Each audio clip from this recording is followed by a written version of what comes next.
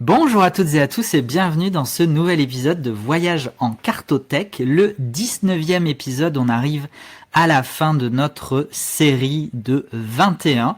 Première série qui sera suivie bien évidemment, je ne sais pas, en tout cas très probablement d'une saison 2, beaucoup moins cadrée, on verra, je vous en reparlerai une autre fois, mais là, dans l'immédiat, on reçoit Martine de la page Instagram Les Tarots de Martine. Bonjour Martine et bienvenue. Coucou, merci de m'accueillir, je suis très contente. Comment vas-tu? Ah ma foi, j'ai tellement attendu ce moment, je suis aux anges. Et toi, comment vas-tu? Mais bien, mais c'est moi qui pose les questions et c'est toi qui réponds. C'est une déformation professionnelle. Non, en vrai ça va et effectivement, comme tu dis, ça fait longtemps que tu attends ce moment parce que tu as été une des premières à qui j'avais parlé de ce projet de podcast C'est vrai. et tout de suite je t'ai dit, Martine, il faudra que tu viennes intervenir, que tu viennes voyager avec nous, notamment parce que tu as une spécificité. Alors tu as une pratique spécifique qui s'appelle le tirage tarot thérapeutique Oui, en effet, tarot thérapeutique. dont on parlera. Mais surtout, moi, ce que je trouve hyper intéressant et dont on va pouvoir parler au cours de cet entretien qui est un petit peu limité à 2 heures aujourd'hui. Bon, on va essayer de se tenir à 2 heures maximum parce que je pense qu'on a plein de choses à se dire. Oui, me connaissant, ça va être un challenge, mais allons-y. Mais du coup, ta spécificité, c'est que tu n'utilises quasi qu'exclusivement le Morgan Greer. Oui, effectivement, je suis peu collectionneuse. Et donc ça, je suis très très curieux qu'on en parle. Oui, Et donc on va rentrer dans le vif du sujet et on va commencer par peut-être te présenter un peu plus pour celles et ceux qui ne te connaîtraient pas sur Instagram ou ailleurs. D'ailleurs, comment tu te présenterais, comment tu présenterais ton activité puisqu'aujourd'hui tu as une activité professionnelle de tarot thérapeutique. effectivement. J'ai 42 ans, là je vais avoir 42 ans dans 2 semaines, et c'est vrai que j'ai eu 1 milliard de métiers, j'ai fait plein de choses, notamment artistiques, dans ma vie, mais c'est vrai que le tarot a toujours été là. J'ai commencé à tirer les cartes à 15 ans. Au décès de mon père, parce que j'avais besoin de réponses, et j'en ai trouvé quelques-unes grâce au tarot. Euh, et et disons qu'au moment du Covid, j'ai eu besoin de trouver un sens. J'étais dans un boulot qui me convenait d'un point de vue financier, mais non pas émotionnel ni humain. Et ma meilleure amie m'a rappelé que j'avais ce truc de tarot, et que je n'utilisais pas. Et elle est psy. Elle m'a dit, mais tu te rends pas compte à quel point les gens vont mal. D'ailleurs, moi, la première, j'allais très mal, hein. Elle m'a dit, ben, avec ta méthode à toi, tu pourrais aider beaucoup de monde. Essaye, tente, si ça marche pas, ça marche pas. D'ailleurs, c'est elle qui a trouvé le nom de tarot thérapeutique, hein. J'aurais pas eu la prétention de baptiser ça moi-même comme ça. Et en fait, j'ai ouvert mon compte Insta, et ça a pris tout de suite. Parce qu'effectivement, les gens avaient besoin qu'on les écoute, les gens avaient besoin d'aide, qu'on leur tende la main. Et c'est un peu ça qu'a vocation à faire le tarot thérapeutique. C'est un travail sur le trauma. C'est un travail sur des choses qu'on n'arrive peut-être pas à comprendre seul. Et on a besoin euh, d'un miroir pour voir des choses qu'on voit pas seul, quoi, comme tout le monde, hein. Moi, je conseille à tout le monde d'aller en thérapie. En fin de compte, c'est à ça que ça sert, hein. Moi, je suis pas psy, attention, je précise bien. Rien ne remplace une vraie thérapie, mais disons que le tarot thérapeutique, c'est un petit tremplin. C'est un truc qui peut t'aider à savoir si tu as besoin ou non, si oui, pour quel motif.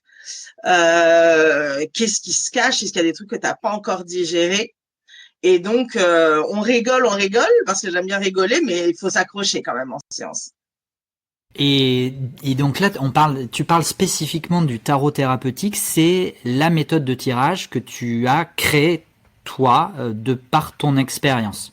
Oui, en fait, c'est très marrant parce que moi-même, j'étais grande consommatrice de tarologues, de cartomanciennes diverses et variées quand j'ai été jeune adulte. Et je me souviens d'un jour où où j'avais consulté une fille qui s'appelait Katiane, je me souviens, et elle m'avait dit tu feras le même métier que moi. Alors que je me destinais à être prof d'anglais, enfin rien à voir. Et j'avais rigolé et parce qu'elle savait pas que je tirais les cartes. Et en fait, mon tirage de tarot thérapeutique est largement inspiré par le tirage de Katiane, qui elle, pour le coup, faisait vraiment seulement du prédictif. Hein.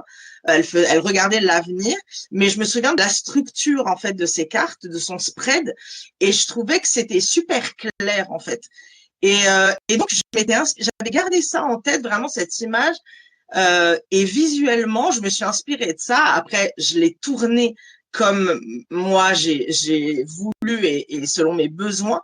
Mais oui, c'est un tirage qui vient. Disons que Katiane a été ma muse, mais oui, effectivement, c'est pas un tirage en croix, c'est pas un truc qu'on peut trouver dans un livre.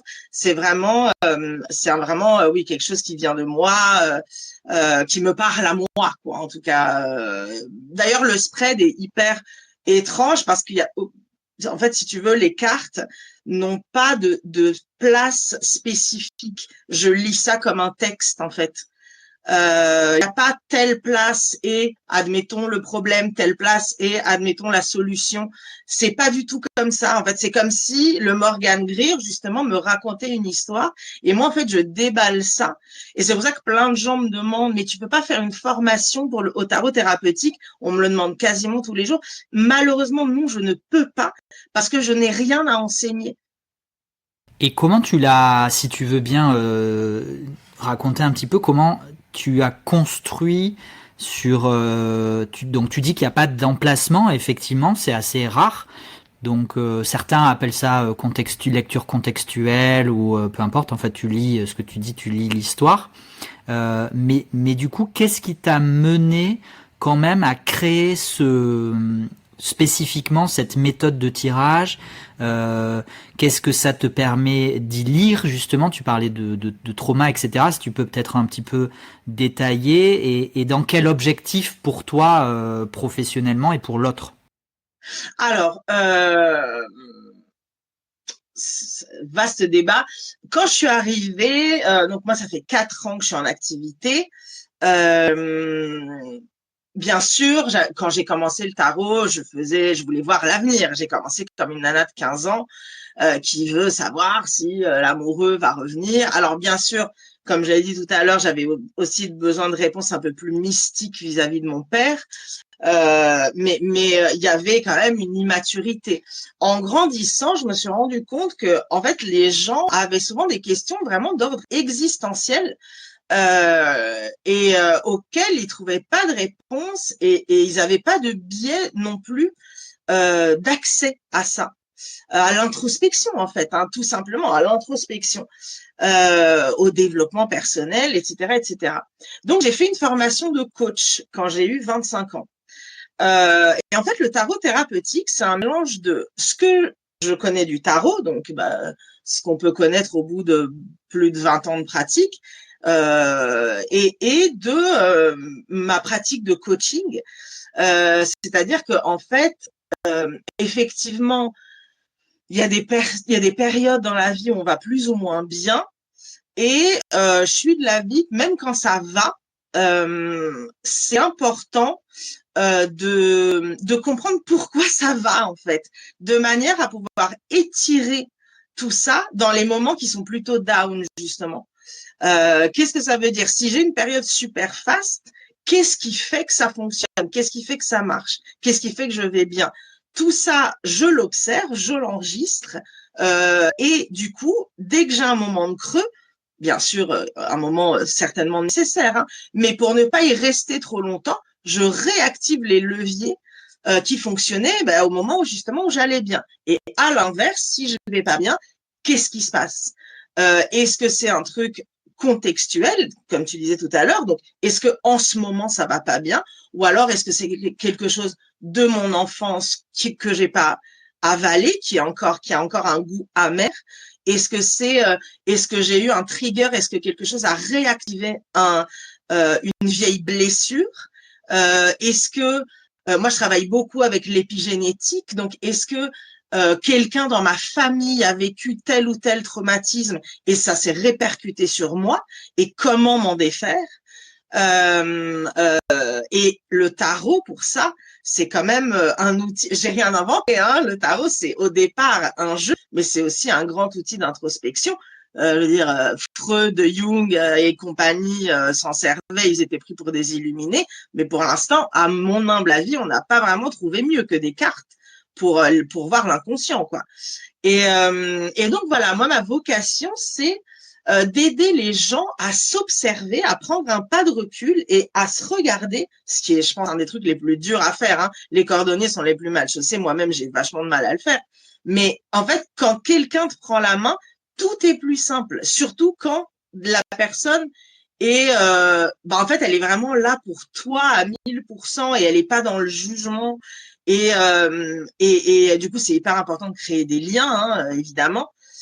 Mais quand on te prend la main et quand on te rassure qu'on te propose en plus des solutions, c'est beaucoup plus facile que de rester seul assis sur une chaise dans sa chambre et de se dire je vais mal, je vais mal, je vais mal, comment faire.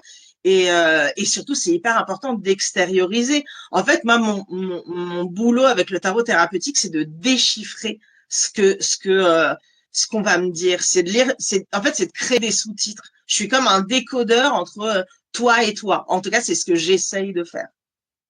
Et du coup, avant d'élargir et de parler globalement de la cartomancie, des jeux de cartes, du tarot, etc. Pour rester sur ton activité, comment alors tu nous as parlé du tirage spécifique du tarot thérapeutique. Est-ce que c'est la seule prestation professionnelle que tu proposes? Est-ce qu'elle est accompagnée? Est-ce que c'est on fait une fois et du coup c'est cool, on a terminé? Est-ce que tu vois où je veux en venir? Oui, très bien. Alors en fait, ça aussi, ça va par phase. Souvent, on me demande de voir l'avenir. Bien sûr, je sais le faire. Enfin, si tant est que quelqu'un sache le faire, mais tout court. Hein, mais en tout cas, ça fait partie du package si on veut. C'est hyper important de préciser si on veut parce qu'il y a des gens qui veulent pas savoir ce qui va leur arriver et c'est un truc que je respecte complètement. Moi-même, je ne veux pas savoir ce qui va m'arriver, donc je ne demande plus à ce qu'on me tire les cartes, ni même je le fais pour moi, surtout pas. Et donc, parfois, je crée des tirages purement axés sur l'avenir, mais ça m'ennuie. Vraiment, je m'ennuie fort quand je fais du prédictif. Parce que j'ai l'impression de faire complètement abstraction du libre arbitre de mon interlocuteur ou interlocutrice. Et c'est pas, et au contraire, en fait, c'est vraiment littéralement le contraire de ce que j'essaye de faire avec le tarot thérapeutique, c'est de le cultiver, de le mettre en avant, le libre arbitre. Le fait que toi, tu es le pouvoir sur ta vie. Donc, dire, tu vas rencontrer l'homme de ta vie demain, je dis n'importe quoi, c'est absurde, hein. Enfin, je souhaite à tout le monde de rencontrer l'amour de sa vie si c'est pas encore arrivé demain. Mais ce que je veux dire, c'est que si je te dis ça et que demain tu sors pas de chez toi, t'as peu de chance concrètement de rencontrer à l'arrêt de bus, quoi. Et donc, voilà, quand on me demande, oui, je regarde l'avenir, il y a quand même un truc qu'il faut préciser, c'est que souvent les personnes attendent des choses extrêmement précises que le tarot ne peut pas vraiment donner, comme par exemple des problèmes de datation. La datation dans le tarot, c'est un truc hyper compliqué. Et les gens disent, ah, mais c'est dans combien de temps ça? Et donc, tu vois, tu dis des trucs à la louche, mais la personne veut t'insulter parce qu'elle veut une date Tu vois, et donc tu peux pas la lui donner. Et moi, j'ai une éthique. Enfin, clairement, quand je peux pas te répondre, je te dis, je ne peux pas te répondre. Donc, oui, j'ai des tirages purement prédictifs. Je ne les aime pas. Quand on me les demande, je les fais. À contre-cœur, mais je les fais. Mais sinon, il y a aussi cette option, c'est tarot thérapeutique plus prédictif, c'est-à-dire que on fait le bon vieux tarot thérapeutique, donc on voit ce qui va, on voit ce qui va pas, on fait un petit bilan, un état des lieux, on parle de l'enfance, on parle de la vie de la personne globalement. Et ensuite, on peut absolument ouvrir vers l'année qui vient. Sur l'année qui vient, sur les 6 mois qui viennent, sur un domaine précis ou même de manière globale. Moi, au contraire, plus une question est ouverte, mieux je me porte. Mais voilà, j'aime quand même toujours insérer du thérapeutique parce que j'aime bien comprendre les situations, j'aime bien savoir pourquoi.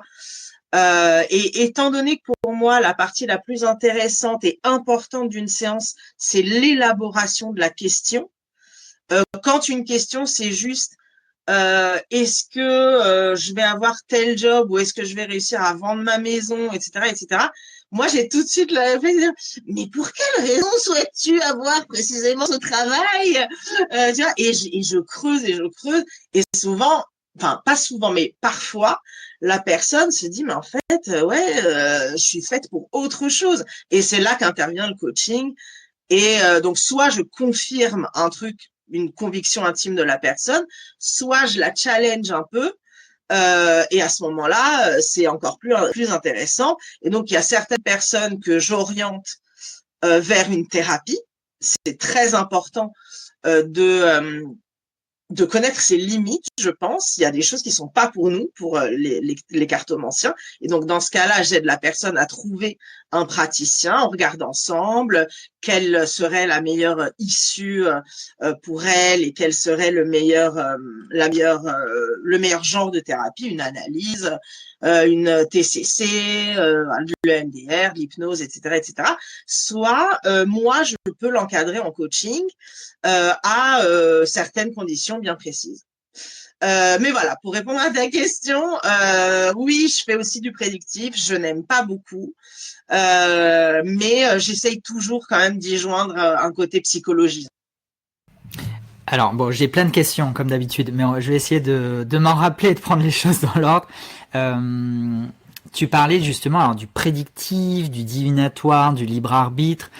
Toi, ton tarot, tu l'as intitulé thérapeutique, mais on parle beaucoup de tarot psychologique ou de tarot introspectif. Comment toi, tu navigues et tu te retrouves dans toutes ces dénominations?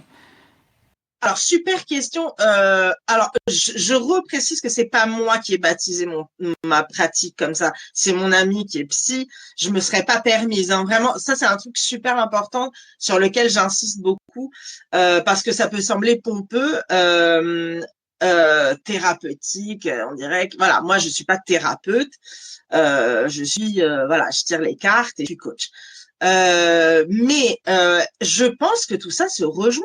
Le tarot thérapeutique et du tarot psychologique, qui est, en fait, on est toutes dans une démarche de développement personnel.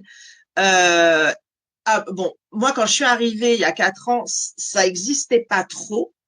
À vrai dire, et puis ça a fleuri, voilà. Enfin, maintenant c'est devenu beaucoup plus commun et beaucoup plus accessible. Et c'était, voilà, on était très peu à le faire. Je me demande même si enfin, à ma connaissance, hein, bien évidemment, je connais pas toutes les personnes qui pratiquent, mais à ma connaissance, je me demande même si j'étais pas quasiment la seule à le faire. Euh, non, probablement pas. Je dis des bêtises. En tout cas, on était peu. Voilà, on était peu. Et maintenant, c'est comme les petits champignons dans les bois en automne, quoi. Donc, il faut faire vraiment attention de bien choisir à qui on confie sa psyché, n'est-ce pas? Pour moi, c'est la même chose, c'est juste que ça a un autre nom. Ok. Et justement, alors tu parlais du coaching. Oui, et de la distinction entre coaching et thérapie, psy, etc. Donc tu as dit que tu t'étais formé au coaching à 25 ans. oui. Est-ce que tu en avais fait du coup ton métier, une pratique avant de l'intégrer du coup à cette pratique cartomancienne professionnelle ou pas? Et quelle distinction, comment toi tu définis le coaching et quelle distinction t'en fais par rapport à une vraie thérapie, un vrai accompagnement psy? Ouais, alors, toutes ces questions sont excellentes. Je dis aux anges.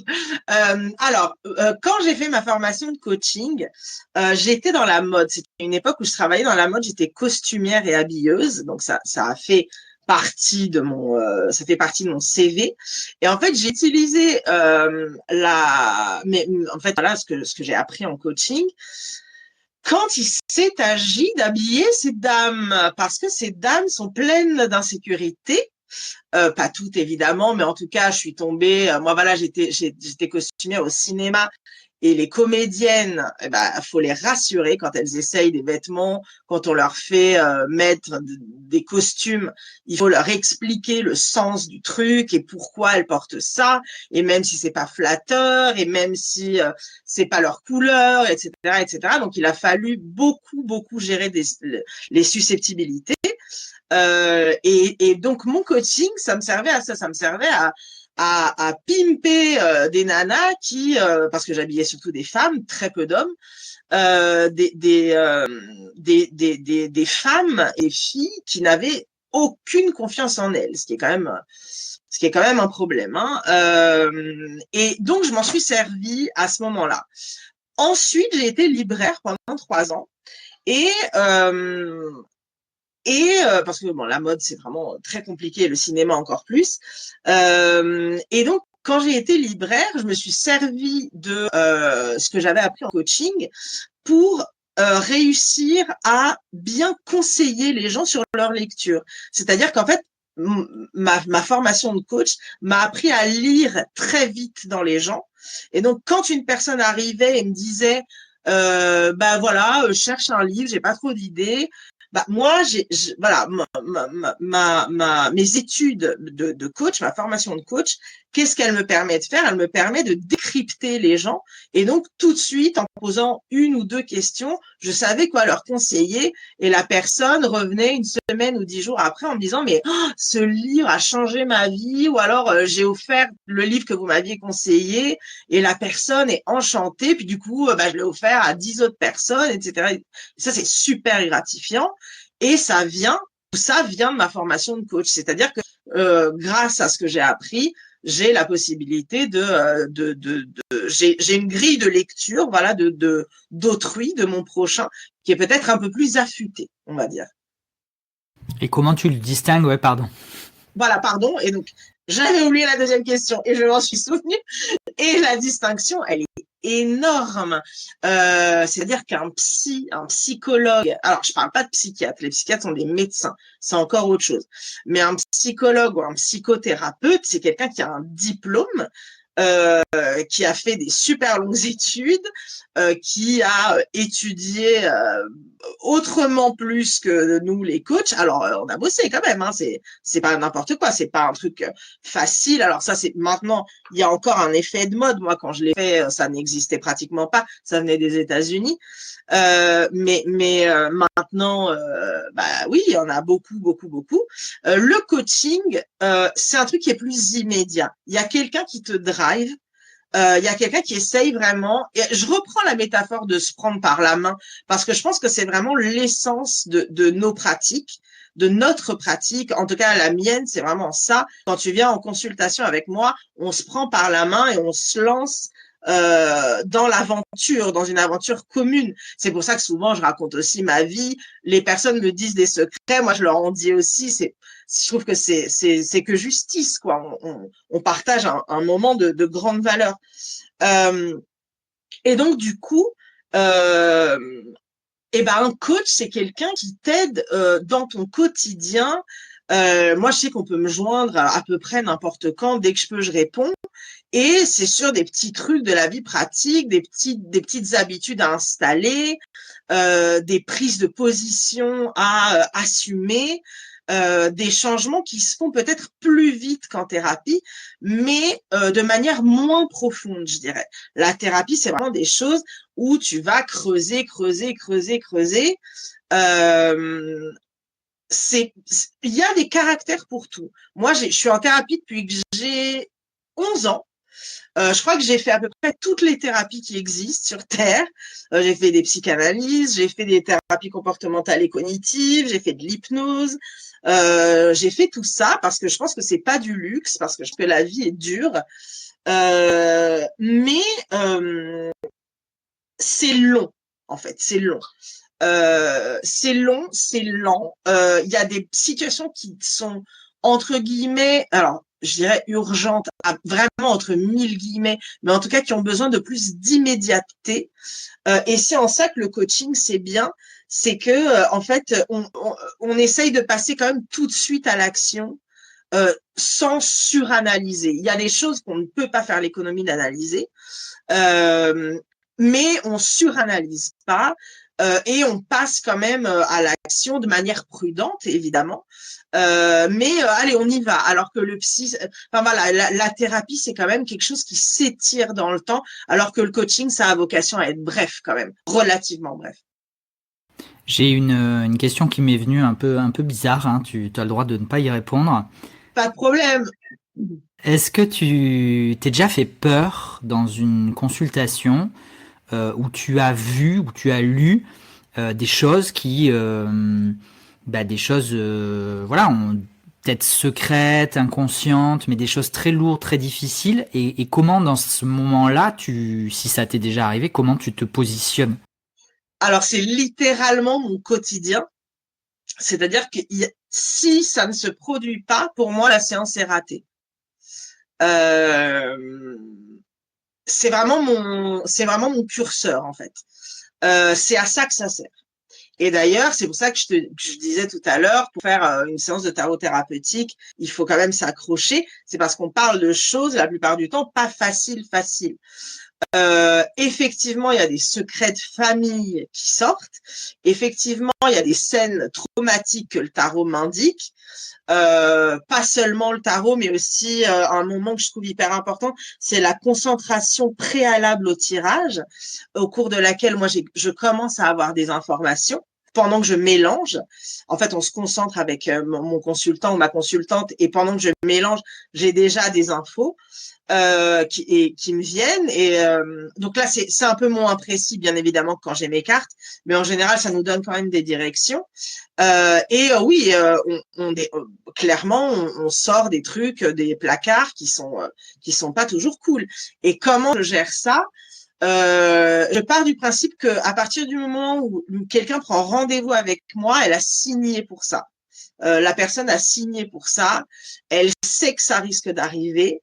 Et donc, j'essaye bien sûr d'être la plus diplomate possible, et d'avoir un max de tact et de ne pas balancer les choses comme moi on a pu me le faire. Ça m'a énormément traumatisée en tant que consultante. Voilà, on m'a tiré les cartes de manière très peu regardante et ça m'a énormément choquée. Donc ça, je ne ferai jamais, jamais, jamais ça.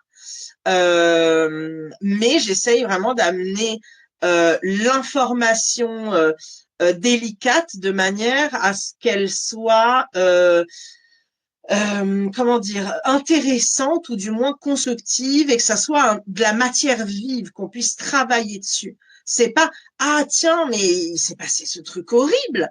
C'est alors bon, il se trouve que je pense avoir perçu quelque chose de compliqué. Où est-ce qu'on en est par rapport à ça? Est-ce que c'est quelque chose sur lequel tu as déjà travaillé? Si oui, comment?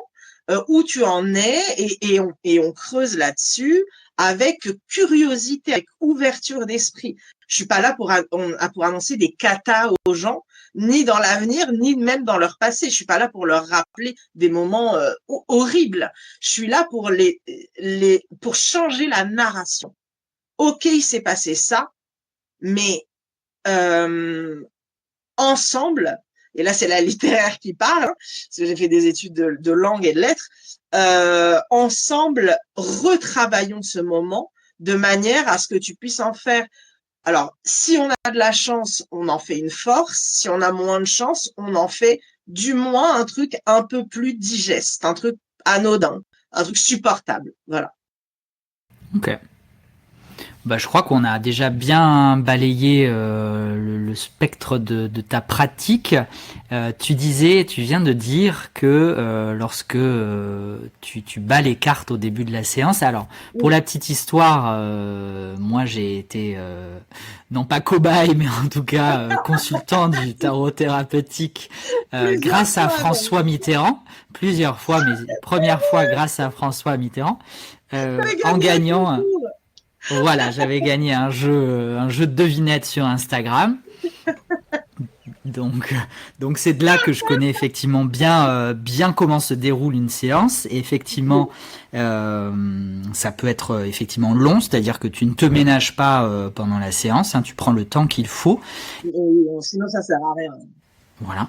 Et le temps de mélange préalable, effectivement, où on se concentre, on se détend, on rentre dans la séance par ce mélange-là. Tu disais que tu commençais déjà à avoir des infos, donc moi ça m'amène vers cette question que j'aime bien poser à mes invités dans ces épisodes de podcast. C'est pour toi comment ça marche? Qu'est-ce qui se cache derrière un tirage de tarot? Est-ce qu'il y a une force extérieure? Est-ce qu'il y a une âme intérieure? Est-ce qu'il y a voilà? Est-ce que c'est du pur hasard? J'aimerais bien avoir ton opinion sur le sujet.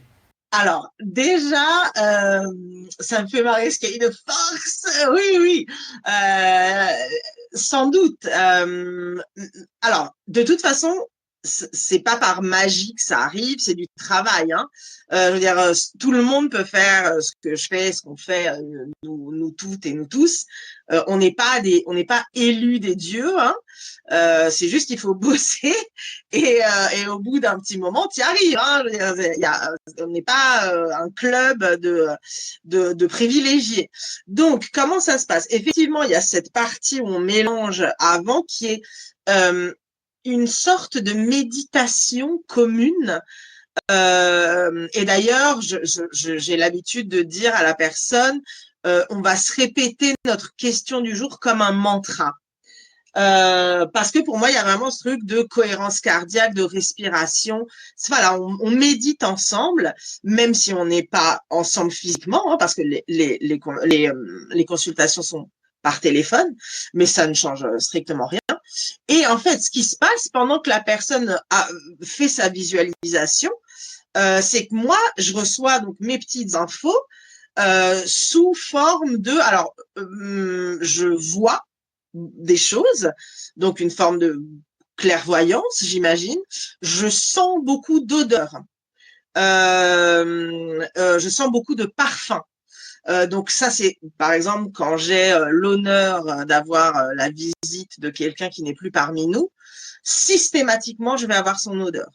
Ça, c'est ce qui fait un peu flipper les gens d'ailleurs. Oui, alors ça, ce tel parfum ou l'odeur de ça et ça et ça, et ça glace un peu, mais je suis désolée. Voilà, c'est comme ça que moi j'ai l'info, quoi. Donc voilà, j'ai des images, des odeurs, des parfums, j'ai des sensations. Ça, c'est moins cool pour moi parce que, par exemple, j'ai des douleurs, j'ai j'ai des ressentis physiques hyper appuyés, hyper marqués, ce qui m'aide, par exemple, à orienter quelqu'un. Ouais, t'es sûr que t'as pas, je sais pas, qu'est-ce qui se passe, par exemple, avec ton dos, avec tes cervicales ou le ventre ou des choses comme ça. Alors bien sûr, on ne parle jamais de santé avec le tarot, hein, je précise bien. Mais si la personne a telle douleur, je peux lui dire juste, bah va chez l'ostéo, gros bisous. Mais voilà, moi j'ai cette info, je la transmets. En revanche, j'ai peu de voix. J'entends peu de choses. Ça peut arriver, mais c'est vraiment pas le biais principal. C'est vraiment des images, les odeurs, les sensations, peu d'audio. J'ai peu d'audio. Et du coup, pour toi, ces informations-là, d'où elles viennent? Alors là, on parle vraiment de croyances personnelles, donc à chaque fois, je le rappelle bien, on parle de croyances personnelles. Ce n'est pas la vérité avec un L et un V majuscule. Voilà. Chacun ses expériences, ses croyances, ses valeurs, ses vérités.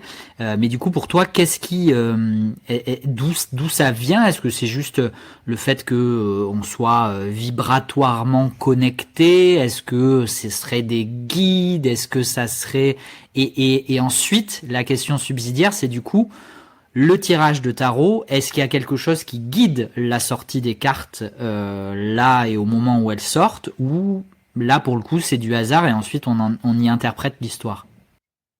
Alors, moi, je t'avoue que je suis très mauvaise cliente pour tout ce qui est guide et trucs comme ça. Alors, tout le respect du monde aux personnes voilà, qui sont dans ces croyances-là. Vraiment, jamais je me permettrais de juger. C'est juste pas ma croyance à moi. Voilà, guide, flamme jumelle, féminin sacré, tout ça, c'est pas mon délire du tout. Donc, voilà, juste pour revenir, je précise ça parce que c'est quand même important. Ça dit quand même des choses sur ma personnalité et ma pratique. Euh, donc, en ce qui concerne les guides, non. Pour moi, moi, je ne considère pas avoir de guide comme on peut s'imaginer un petit ange sur mon épaule. Je pense que effectivement, l'homme n'est fait que d'eau en fait et de vibrations, quoi.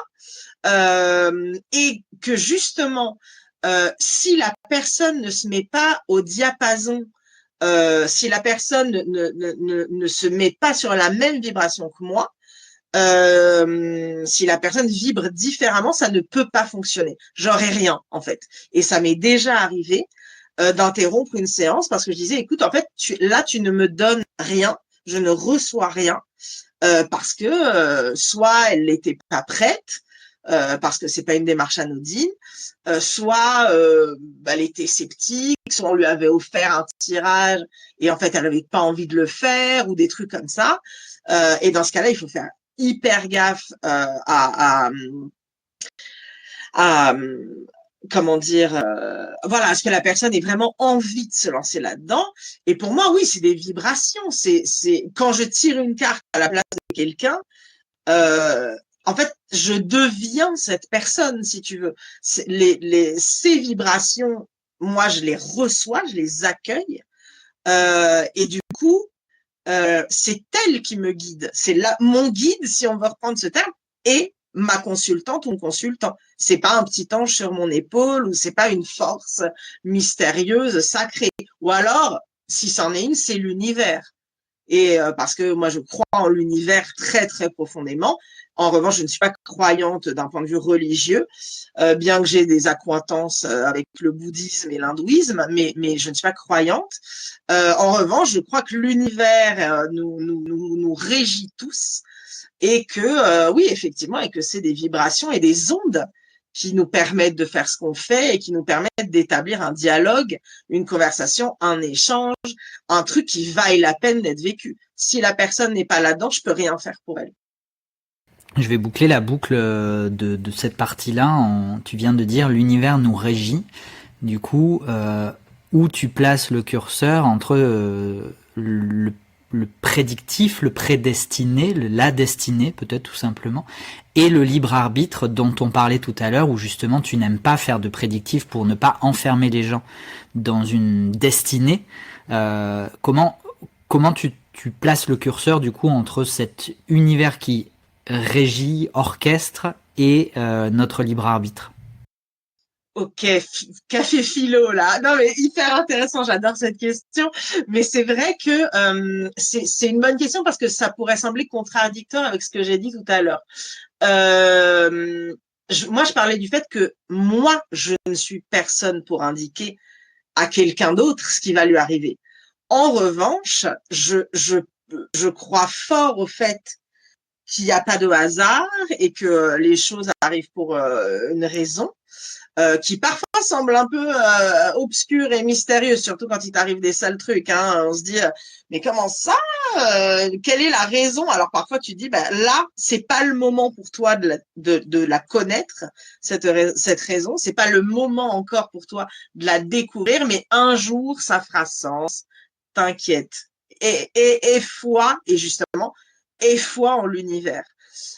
Quand je dis que l'univers nous régit tous, c'est que ce que je veux dire par là, c'est que euh, je pense que nos âmes ont un rôle.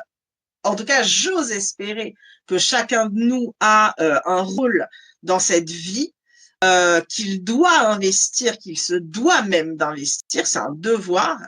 Euh, et euh, et souvent, les gens ont peur de l'investir. Et je vois que il leur arrive des bricoles jusqu'au moment où ils décident de prendre le taureau par les cornes parce que ils flippent d'accomplir leur mission entre guillemets. Alors encore un terme que je déteste, mais en tout cas, oui, leur vocation. On en parlait, je me souviens, on en parlait très souvent toi et moi quand tu étais fonctionnaire en Inde. Et je te disais, mais lance-toi, lance-toi, lance-toi, lance-toi, parce que tant que tu te lanceras pas, il t'arrivera que des merdes. Et c'est un truc que je dis aussi à d'autres personnes qui me consultent si je le ressens. Embrasse la raison pour laquelle tu es là. Moi, je l'ai pas fait pendant 38 ans. Donc là, j'en ai 42, ça, comme j'ai dit tout à l'heure. Alors, je suis nulle en maths, mais j'ai quand même capté que jusqu'à 38 ans, je tirais pas les cartes, pas professionnellement en tout cas. Et c'était un festival de merde, en fait. C'était un festival de problèmes extrêmement graves. Mais vraiment des choses qui sont pas des petits soucis. Et dès l'instant où j'ai suivi ce que me montrait l'univers depuis littéralement des décennies, depuis cette nana, la fameuse Katiane, qui m'avait dit quand j'avais 20 piges, tu feras ça comme métier. Et je résistais, je résistais, je résistais. J'étais super sceptique. Et ben, dès que j'ai commencé à m'aligner à ça et donc à embrasser ma vocation, alors, je dis pas que j'ai plus de problème parce que les personnes qui me suivent savent que, bref, que bah, je suis un être humain comme tout le monde et qu'il y a des trucs qui peuvent arriver qui sont déplaisants. Mais disons que je me suis sentie beaucoup plus en phase avec moi-même, en cohérence avec moi-même, et je sais beaucoup plus qui je suis et ce que je fous là. Et je pense que c'est quand même une des questions principales. Qu'est-ce que je fous sur Terre, en fait? Pourquoi je suis venue au monde? Pourquoi moi et pas quelqu'un d'autre? Qu'est-ce que je fais là? Qu'est-ce que je peux apporter à mon prochain, à autrui, à l'autre avec un grand A? Et en fait, si tu as le courage d'embrasser, mais limite au sens propre, d'ouvrir tes bras et de serrer, de faire un câlin, quoi, tu vois, à ta vocation qui t'appelle, ta vie sera complètement différente. C'est flippant, mais c'est le risque à prendre. S'il y en a un à prendre, c'est celui-là. Est-ce que tu accepterais de nous partager peut-être les raisons ou ce qui faisait que tu as résisté, tu as parlé de résistance pendant toutes ces décennies? Oui, bah on a quand même toutes ces décennies. Alors on dirait que j'ai 112 ans, mais oui, bref, je vois ce que tu veux dire. Mais oui, on est quand même sujet à une hostilité de la part de la société qui est décourageante. On n'est pas là pour se mentir. Tu passes pour un illuminé quand tu dis que tu tires les cartes. Alors moi, je le disais, je le faisais, et c'était pour mes potes et ma famille et des potes de potes. Et donc, bien sûr, je me faisais pas payer ni rien. Donc, c'était très marrant. J'étais un peu la sorcière parce que les gens mélangent tout.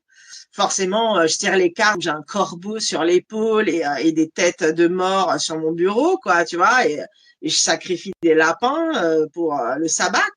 Mais en tout cas, non, ce qui est sûr, c'est que tu dois quand même assumer un certain statut qui est en réalité ouais, faut quand même garder la tête droite quand tu dis ça. Ouais, mais salut, tu fais quoi? Bah, je suis tarologue. Quoi? Bah, qu'est-ce que c'est? Machin. Les gens sont en même temps fascinés, en même temps, ils ont hyper peur de toi. Et en plus, bon, il se trouve que comme je disais tout à l'heure, enfin, j'ai fait des études qui ne menaient pas du tout à ça. J'aurais dû être prof ou traductrice. Enfin voilà, j'ai fait des choses comme ça. J'ai été prof d'anglais, prof d'italien parce que je suis italienne. Et donc, j'ai fait des choses beaucoup plus conventionnelles. Après, voilà, le costume. Après, j'ai été libraire, blablabla. Bla, bla, bla, et j'essayais toujours de me rapprocher de cette espèce d'état de grâce où, en fait, ma vocation, en fait, le point commun à toutes ces activités-là, c'était d'aider l'autre à évoluer, à changer, à s'améliorer, à aller bien. Et en fait, je me suis dit, mais ma vieille, mais arrête de résister, c'est pas grave. En fait, chacun, et honnêtement, c'est vraiment une expérience extrêmement traumatique que j'ai vécue lors du premier confinement, donc du Covid, qui m'a fait me rendre compte que la vie était courte. Euh, et donc, il fallait plus que je traîne, quoi, en fait. Et, euh, et donc, c'est de cette discussion-là, avec ma fameuse amie psy, qui a trouvé le terme de tarot thérapeutique, qu'en est sortie la décision ferme et définitive d'essayer. Après, si ça n'avait pas marché, j'aurais pas insisté, très franchement. Hein. Mais le fait que ça prenne tout de suite m'a montré qu'en fait, l'univers justement, toujours lui, hein, me poussait, me poussait, me poussait, me poussait. Et je résistais, je résistais, je résistais, je résistais. Et probablement, si j'avais cédé avant, il ne me serait pas arrivé autant de merde. Je ne sais pas, je ne sais pas. On saura jamais. Mais encore une fois, c'est l'intervention de mon ami qui a fait que je me suis lancée. Je pense que c'est beaucoup par l'autre qu'on prend des décisions importantes. Je pense que tu me contrediras pas, pardon, là-dessus. Toi-même, tu as été très encouragé au moment de prendre certaines décisions, notamment d'ouvrir ta boutique et qui est maintenant le Salon des Arcanes, qui était roi de coupe à l'époque. Mais je me souviens très bien de conversations infinies où tu avais besoin d'entendre en fait certaines choses. Tu avais peur parce que t'étais ultra bien calé dans ton poste de fonctionnaire où bien sûr tu t'étais pas heureux, mais la sécurité était telle. Alors il fait oui de la tête, hein, je précise. La sécurité était telle que qui aurait pris ce risque? Et puis à un moment, on n'a plus le choix.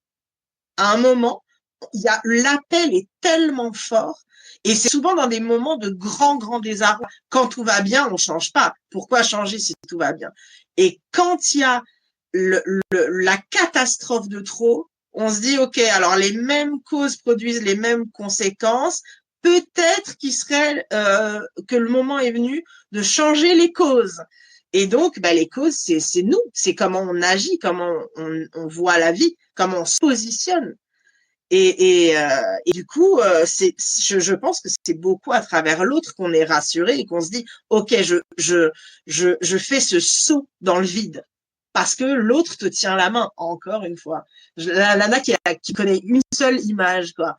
La nana, elle a une seule métaphore. Mais non, mais voilà. C'est vrai que, ouais, il faut se tenir par la main pour oser, quoi, oser. Bon, en même temps, t'es dans l'épisode 19 qui pourrait être du coup rattaché au soleil. Et dans le soleil, il y a souvent deux personnages qui se font face et voir qui se tiennent par la main. Et effectivement, soit ils sont face à face, soit effectivement il y a un contact physique, parce que le soleil, alors évidemment dans le tarot, on sait tout ce que ça veut dire. Je pense que c'est une des cartes les plus transparentes qui soit, contrairement à certains faux amis. Euh, le soleil, voilà, on sait tous que c'est l'abondance, la joie, le bonheur, etc. Mais ces deux personnes qui se parlent, je pense qu'elles illustrent exactement, je pense que ton lien est parfait, elles illustrent la communication. C'est-à-dire que quand tu as quelqu'un devant toi et que le lien est sincère et que le cœur est posé sur la table, les choses ne peuvent qu'aller en réalité. Et tu peux que avoir la volonté de prendre des risques parce que tu te sens accompagné, encadré.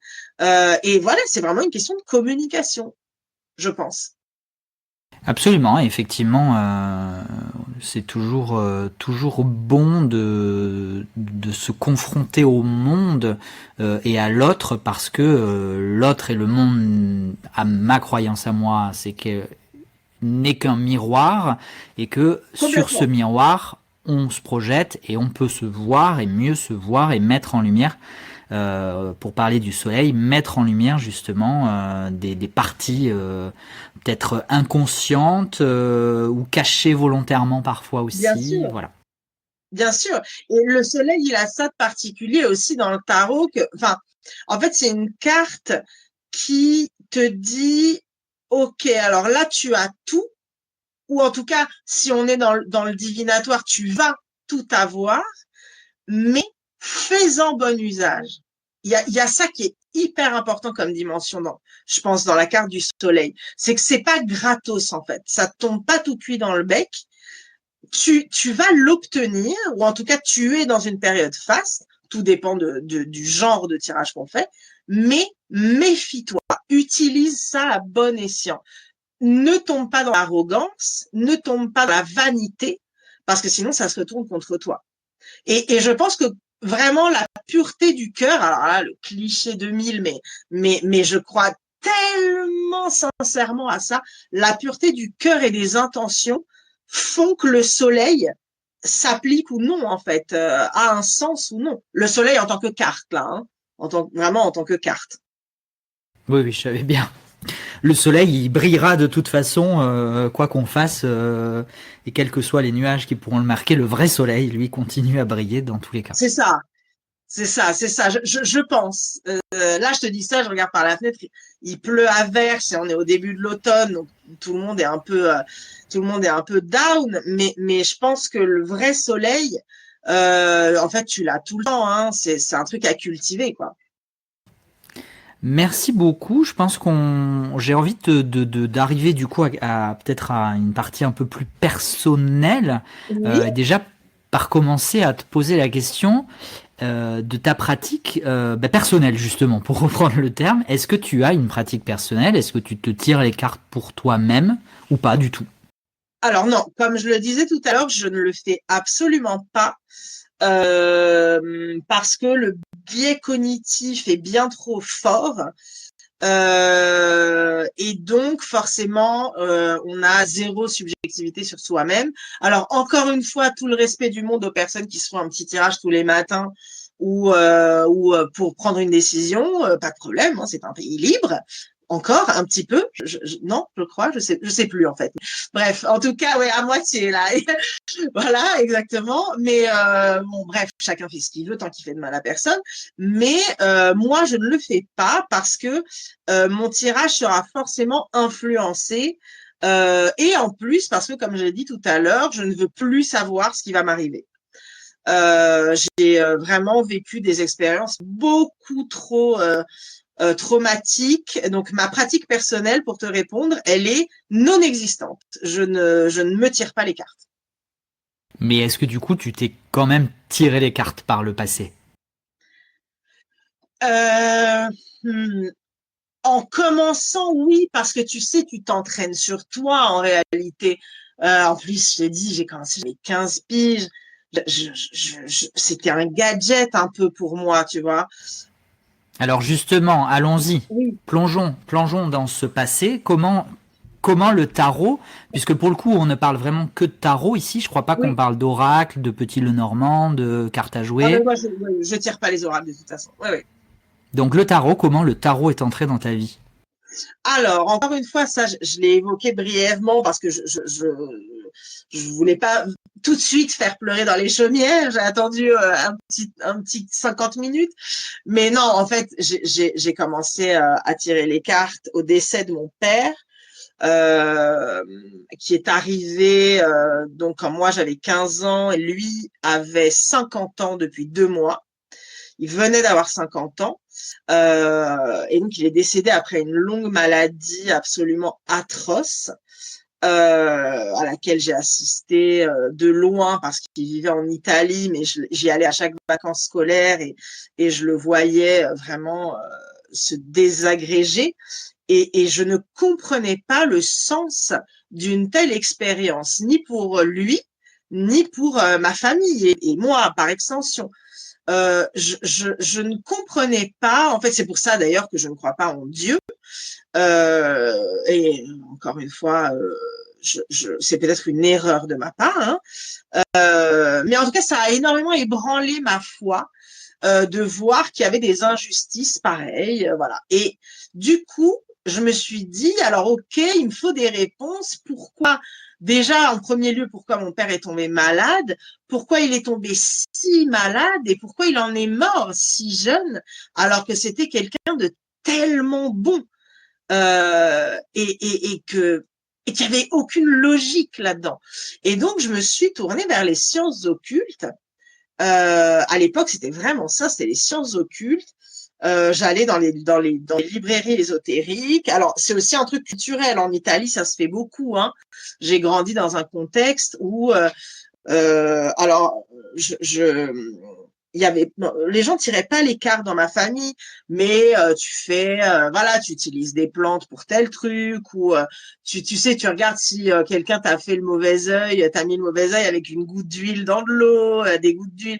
Et je suis sûre qu'il y a des gens à qui ça va parler, ça. Mais en Méditerranée, ça se fait beaucoup. Il y a beaucoup de pratiques ésotériques. Et euh, et euh, et en plus, par ironie, j'ai grandi en Italie, rue de la Sibylle. Et la Sibylle, pour les personnes qui ne savent pas, est la première prophétesse de l'Antiquité. C'est la personne qui guidait Ulysse dans ses voyages. Et c'est d'ailleurs le nom de mon entreprise. Mon entreprise s'appelle la Sibylle. Et bref, tout ça pour dire, il a fallu que je comprenne ce qui se passait. J'ai fait n'importe quoi. J'ai fait du spiritisme très mal à ne pas faire chez soi du tout, parce que j'essayais de parler à mon père. Alors, certains y croient, certains n'y croient pas. En tout cas, moi, à ce moment-là, j'en avais vraiment besoin. Et le pire, c'est que ça fonctionnait, mais du coup, ça alimentait un truc hyper malsain où je ne vivais plus que pour ça. En fait, j'enchaînais les séances de spiritisme pour entrer en contact avec mon père. Et donc, du coup, c'est pas possible. Une ado comme ça, j'étais un zombie, quoi. Donc, vraiment, à ne pas faire chez soi, seul ou avec, ou pour rigoler, on ne joue pas du tout avec les esprits. Et puis, à un moment, j'ai été attirée vraiment visuellement par le tarot. Et le premier tarot que j'ai acheté, c'était un tarot milanais. Je l'ai acheté à Naples, je me souviens très bien, je l'ai acheté à Naples, c'était un tarot milanais de 1835 et je l'ai pris parce qu'il faisait sérieux. Il faisait genre, la meuf, elle sait, quoi. Il faisait genre, la nana, elle est balèze. J'avais jamais tenu un jeu de cartes de ma vie, à part pour jouer, quoi. Mais c'était un jeu qui me donnait une contenance. Donc, allez, on va apprendre avec ça. Et puis, en plus, c'était pratique parce qu'il avait toutes les petites, tous les mots-clés dans toutes les langues. Sur le côté de la carte. Et vu que je tirais les cartes dans plusieurs langues, c'était un aide-mémoire. C'était super pour apprendre. Donc oui, je me les tirais avec ce jeu-là.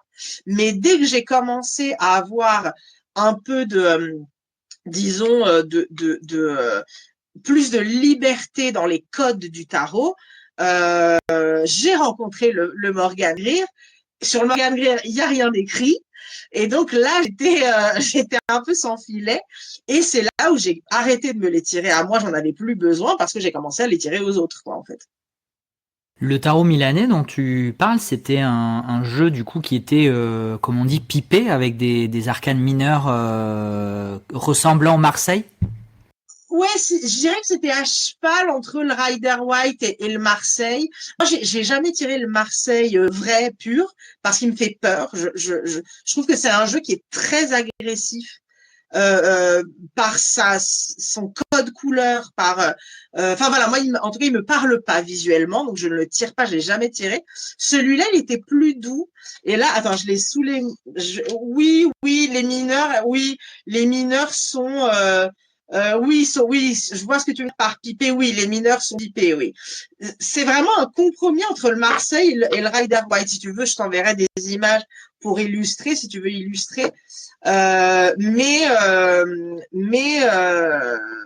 Ouais, voilà, Milan, 1835, c'est un jeu pour apprendre, je te dis. Et de toute façon, un jeu avec les mots-clés sur le côté, c'est pas un jeu bien sérieux, quoi, tu vois.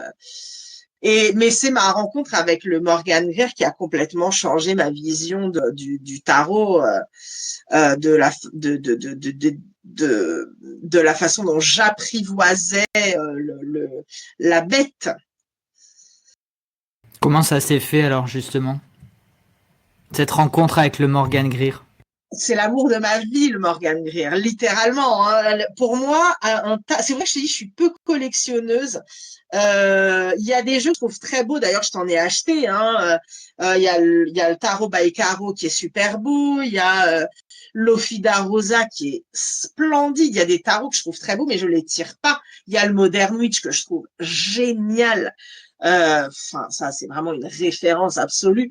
Mais le Morgan Greer, je suis tombée dessus. Tu sais, c'est vraiment une scène. J'ai l'impression, quand je raconte ça, j'ai l'impression de raconter une scène dans la boum, quoi. Genre, je suis Sophie Marceau et c'est la boum et j'arrive dans une pièce et il y a tout le monde et genre, tu vois, tu croises le regard de l'amour que tu convoites depuis des mois ou des années.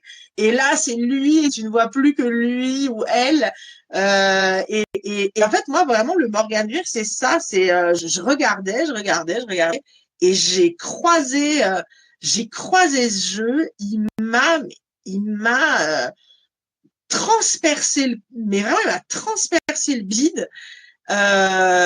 Et on s'est plus quitté, quoi. J'ai trouvé un truc qui correspondait vraiment à qui j'étais, à mon identité, ouais, visuellement, il est doux, et en même temps, il est sans concession.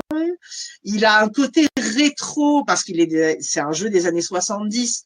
Et ça, c'est une imagerie qui me plaît énormément. C'est un style que moi-même je cultive énormément. Voilà, moi je vis dans les années 70. Tu vois la déco de chez moi, tu pleures.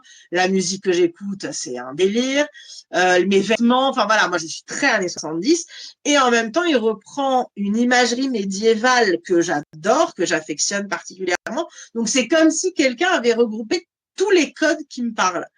Et ils sont dans ce jeu-là. Et donc, effectivement, même si j'en ai d'autres, il y a que lui, il y a que lui que j'aime, quoi. En fait, il y a que lui que j'aime. Les autres restent sur ton étagère? Les autres, je les regarde de temps en temps, mais c'est des beaux objets, ouais.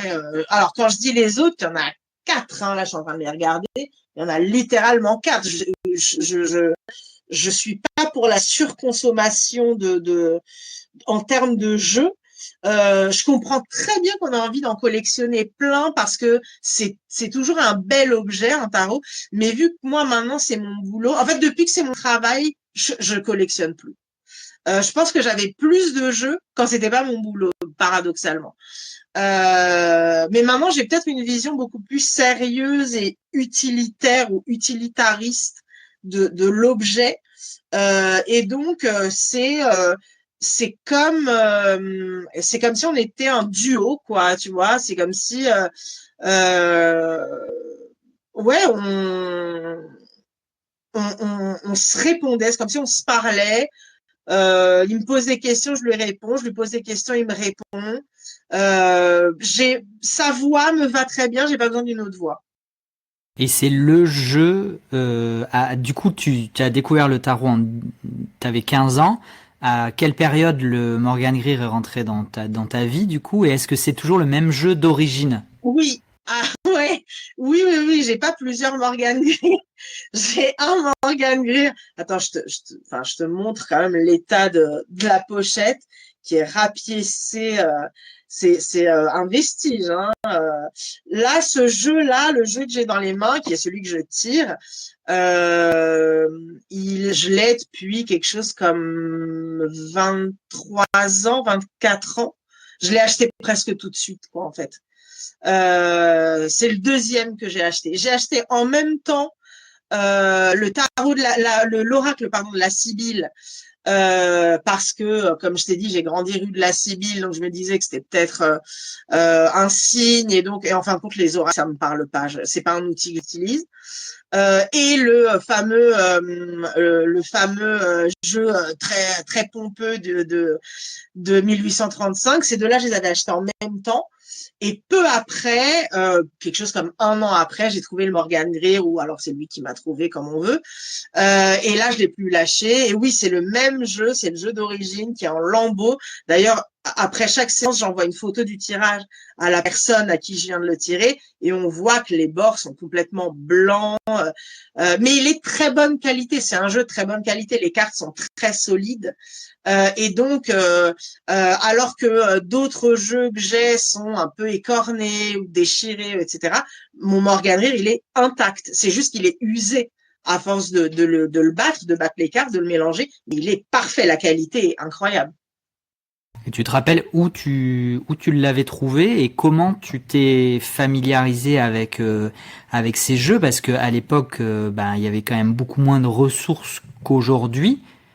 Comment tu t'es formé? Est-ce que tu t'es formé juste sur la base de ce jeu avec les mots-clés dont tu parlais ou tu as trouvé des ressources sur le tarot qui t'ont permis de peaufiner ta pratique? Comment tu as enrichi ta pratique ou c'était juste de l'autodidacte? Alors oui, effectivement, moi quand j'ai commencé, alors je suis née en 82, j'avais 15 ans, donc faites le compte,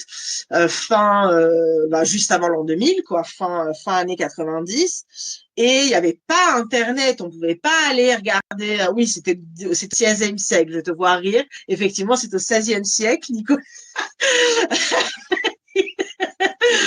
Nicolas riche, je précise. Oui, il n'y avait Je pas suis les de ressources. 88, je suis pas beaucoup plus jeune non plus, hein. Oui, enfin bon, moi je suis un peu, oui, je suis un T-Rex quoi par rapport à toi, mais bon, passons. Euh, oui, on ne pouvait pas aller chercher sur Internet valet de coupe, signification à l'envers, tu vois, des trucs comme ça. Et donc du coup, effectivement, le fait de commencer au tout début avec un jeu qui avait les mots-clés sur le côté, ça aide, hein, très clairement.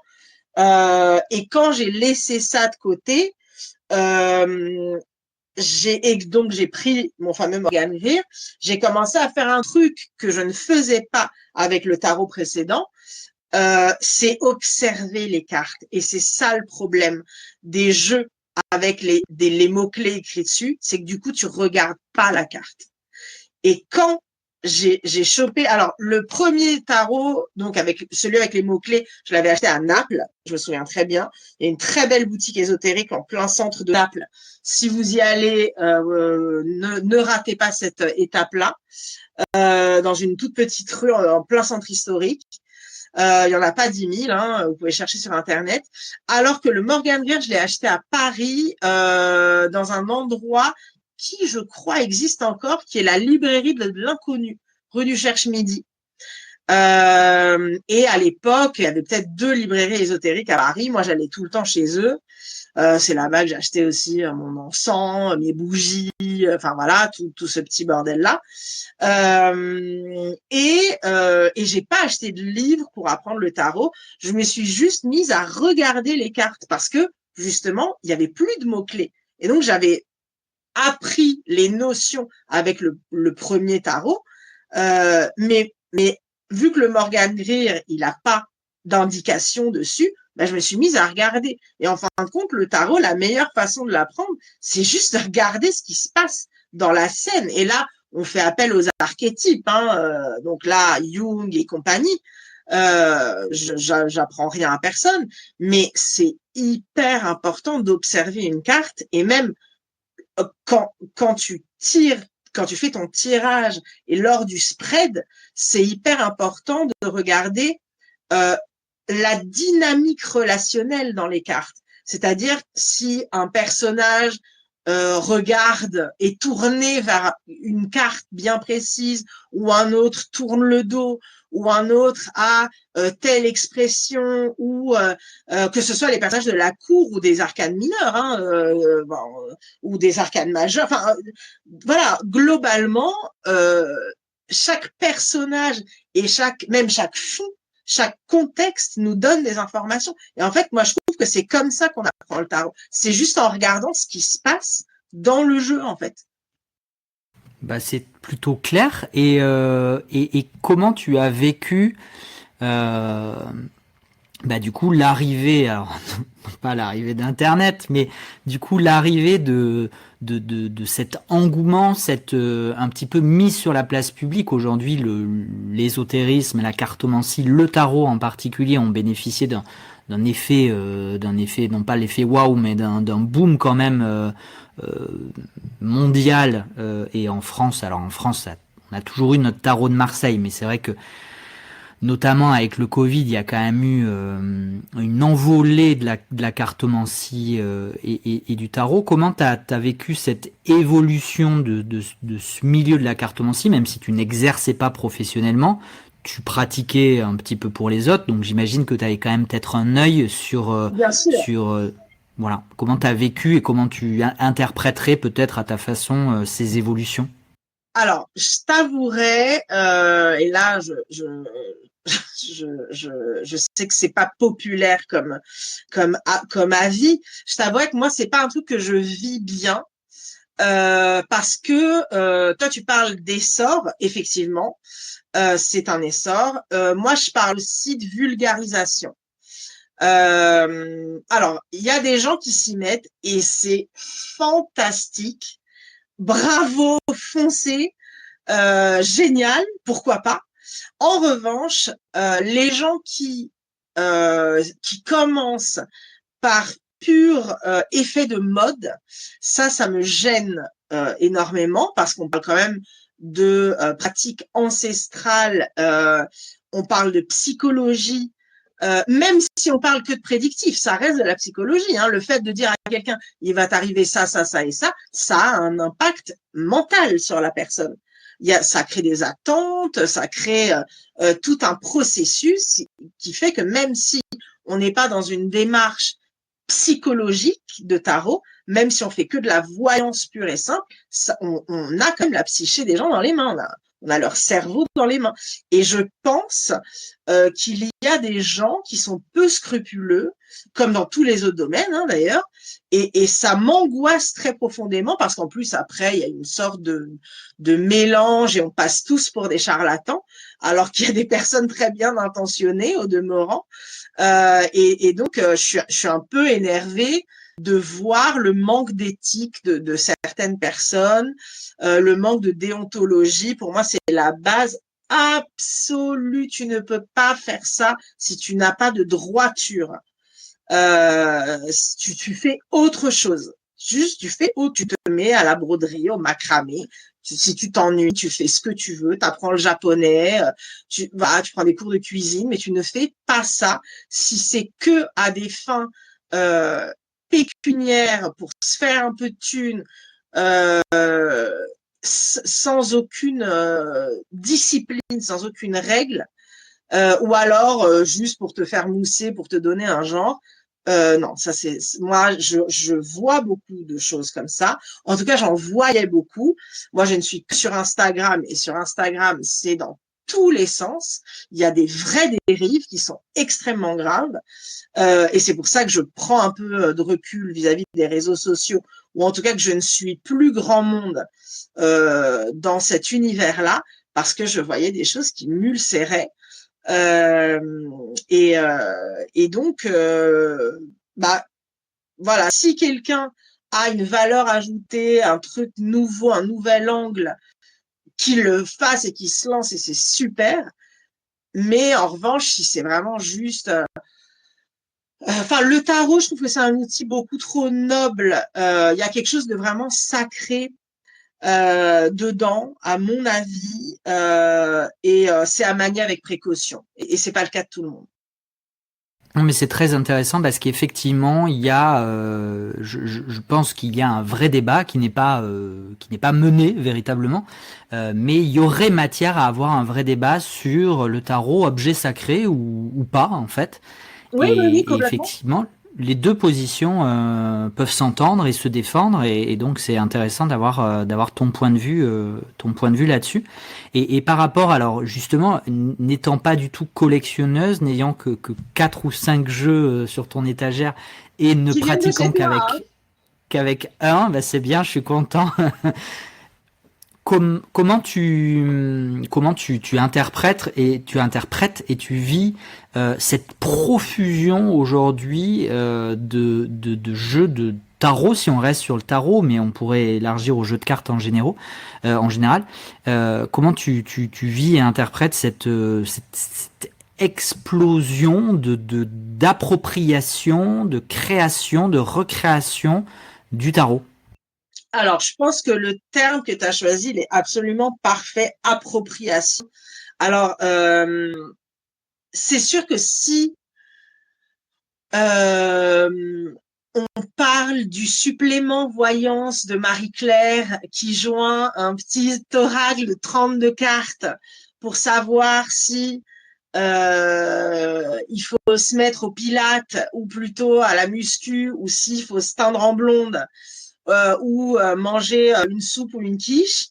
Moi, je me transforme en dragon en fait. C'est vraiment un truc qui me touche très très très profondément, probablement même outre mesure, j'en suis consciente, parce que c'est de l'appropriation, c'est de la vulgarisation, c'est injuste envers les personnes qui y mettent tout leur cœur, envers les vrais professionnels, les vrais puristes.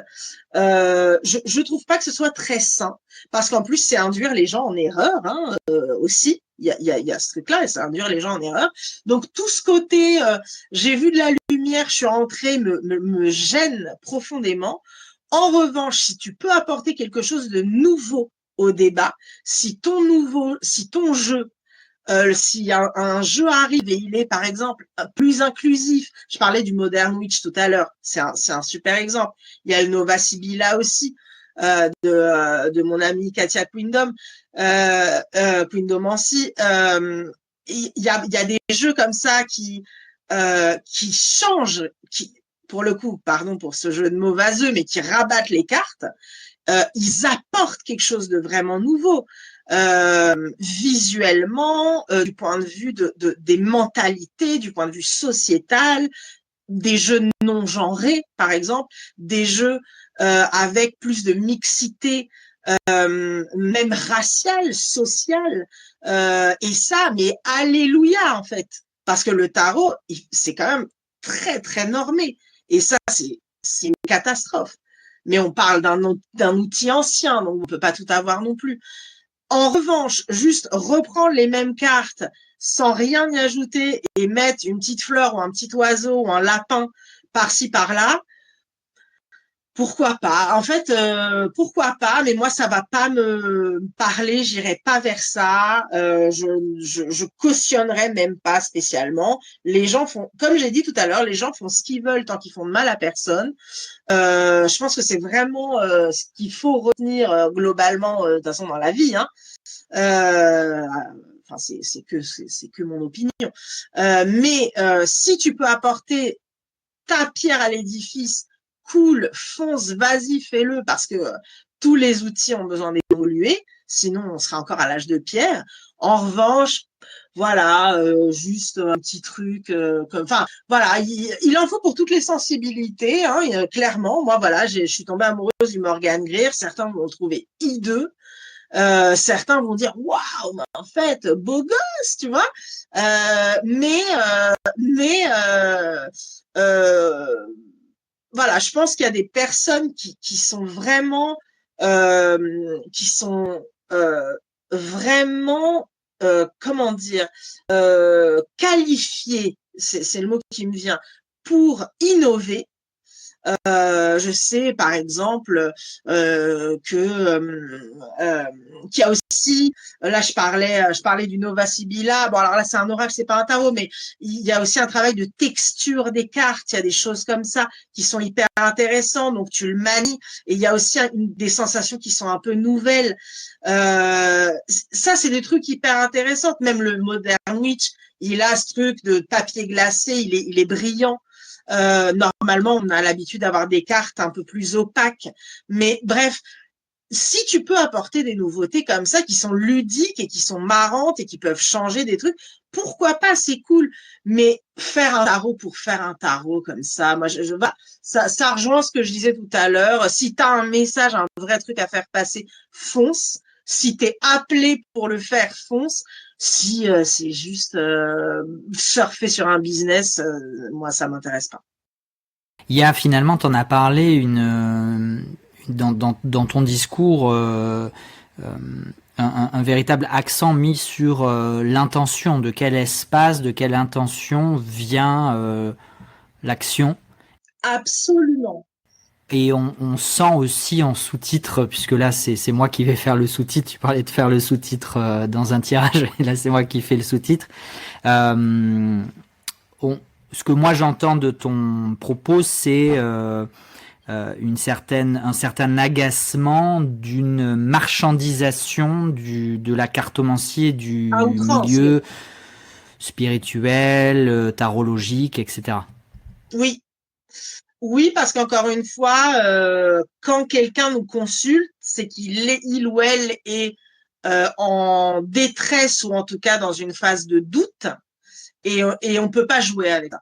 Et toi qui as bossé dans la mode, sans mauvais jeu de mots, est-ce que on a parlé d'effet de mode, est-ce que tu penses que cet effet de mode va s'essouffler ou pas?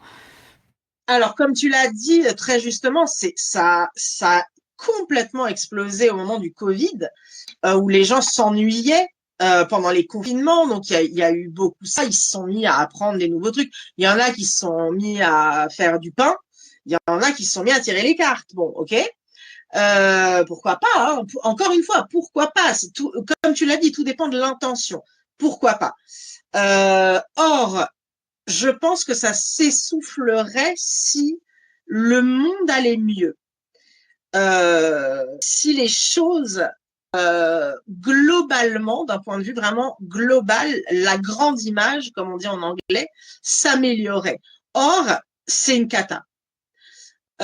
Nous, déjà en France, c'est absolument tragique. C'est-à-dire que, bon, voilà, on va pas entrer dans des débats politico, sociétaux, mais bref, c'est une catastrophe.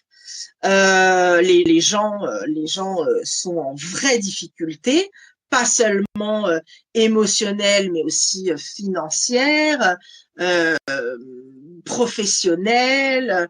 Enfin, en gros, vraiment, tout le monde galère, quoi, à peu de choses près. Tout le monde galère pour une raison ou pour une autre.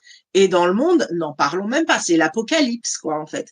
Et donc, en fait, je pense que tant que ça sera le chaos comme ça, non, ça ne s'essoufflera pas. Au contraire, je pense que c'est des portes qui s'ouvrent au charlatanisme. C'est une vision très éloignée de la carte du soleil là que tu nous présentes. Comme je te disais tout à l'heure, le soleil, il faut savoir l'utiliser. Il faut pas oublier que c'est une boule de feu. Donc, si on l'utilise mal, on se brûle. Non, le soleil, encore une fois, c'est l'intention. Il peut être là si tu te places au bon endroit et tu te mets de la crème pour pas te faire coup de soleil. Tu vois, et alors que si tu te mets au mauvais endroit, oui, effectivement, tu vas te brûler. Le soleil, c'est un truc qui est à double tranchant, comme tout d'ailleurs, hein.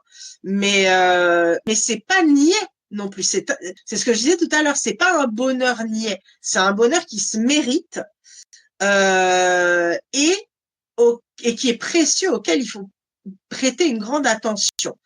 Qu'il faut manipuler avec soin. Et je pense que malheureusement, on sort d'une période d'abondance dans laquelle, en fait, on était tous sous le soleil, on s'en rendait pas compte. on n'a pas du tout manipulé ni le monde, ni nos vies avec soin. Et résultat, malheureusement, ouais, voilà ce qui se passe. Il y a entre l'écologie, les guerres, etc., etc. Enfin voilà, là, on n'est pas là pour se déprimer. Mais je pense que justement, tout ça vient d'un abus de soleil, en fait, d'une mauvaise utilisation du soleil. Au sens propre comme au sens figuré, d'ailleurs. D'une certaine forme peut-être d'individualisation, de prétention, Oui, d'arrogance, d'arrogance. je Et pense. alors, essayons, je vais quand même essayer de trouver une porte de sortie pour finir un épisode de podcast quand même sur une note positive. Est-ce que il ne peut pas y avoir justement avec cet engouement, alors je comprends tout à fait ce discours sur les dérives, sur le charlatanisme, ça existe, c'est une réalité, il faut en avoir conscience et le fait d'en parler peut permettre de faire de la pédagogie et de permettre justement à des personnes de prendre conscience, d'avoir ce discernement, d'affiner une forme de discernement pour justement ne pas tomber dans une forme d'emprise, mais plutôt dans une forme de responsabilisation. Oui, Et, oui, oui. est-ce que justement le tarot, la spiritualité, l'ésotérisme et l'engouement que ces domaines-là ont connu ces dernières années ne pourrait-il peut-être pas permettre de toucher ou d'augmenter, de favoriser cette forme de responsabilisation et de conscience. Il y a aussi une notion de conscience, de plus grande conscience, qu'on n'est peut-être pas, justement, on parlait d'arrogance, qu'on n'est peut-être pas tout seul finalement dans ce Oui. monde et que nos actions ont une conséquence globale. Alors, j'aimerais tellement. Bien sûr que j'adorerais. Et c'est ce que je souhaite absolument. Malheureusement, ça n'est pas ce que je constate. Parce que l'appât du gain reste le plus fort moi j'ai un rapport au prix, au tarif qui est à l'argent qui est qui est un peu compliqué. C'est-à-dire que je suis de l'avis que, enfin voilà, moi j'ai des prix qui sont pas très élevés. Alors bien sûr tout est relatif, mais pour le temps que je passe en séance et pour l'énergie que j'y emploie, c'est vrai que je suis dans une fourchette qui est relativement basse par rapport à mes confrères ou mes consoeurs. Pourquoi? Parce que, alors, ils ont tout à fait raison. Hein, il faut, enfin voilà, il faut qu'on puisse en vivre si c'est notre métier, et tout travail mérite salaire, etc., etc. Moi, c'est juste que j'ai vraiment ce besoin de rendre mes séances accessibles aux gens qui sont dans un désarroi et donc si tu peux pas payer tant bah bon, voilà, mes prix sont pas très élevés. Voilà, c'est ça que je veux dire. Donc quand je vois euh, des personnes mettre des tarifs absolument honteux, mais honteux pour 45 minutes de séance où t'es même pas en plus, t'es même pas en communication. Soit on t'envoie des messages, soit on t'envoie des comptes rendus. Il n'y a pas de discussion, il n'y a pas de conversation, il n'y a pas d'échange. Tu vois? Et donc, c'est vraiment des choses que je constate. Alors, ok, il y en a qui s'y retrouvent, et super. C'est juste que moi, c'est pas ma conception et ça me rassure pas. Donc,